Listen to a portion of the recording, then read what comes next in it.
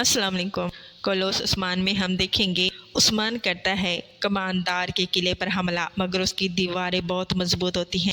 उस्मान मंजनिकों के जरिए कोशिश करता है कि दीवारों को तोड़ डाले, मगर दीवारें बहुत मजबूत होती हैं और तोड़ी नहीं जा सकती। मगर जो उरहान है उसे पता चल जाता है एक दीवार का जो होती है कमज़ोर, और वो अपने सिपाहियों से कहता है इस पर हमला करने के लिए, और उस पर बारूद फेंके जाते हैं और उस दीवार को तोड़ दिया जाता है और सिपाही अल्लाह अकबर का नाम लेकर घुस जाते हैं किले के अंदर। कमांडर उनको देखकर बहुत हैरान रह जाता है। उसने कभी सोचा भी नहीं था कि ये दीवार इतनी कमज़ोर होगी और ये किला में दाखिल हो जाएंगे।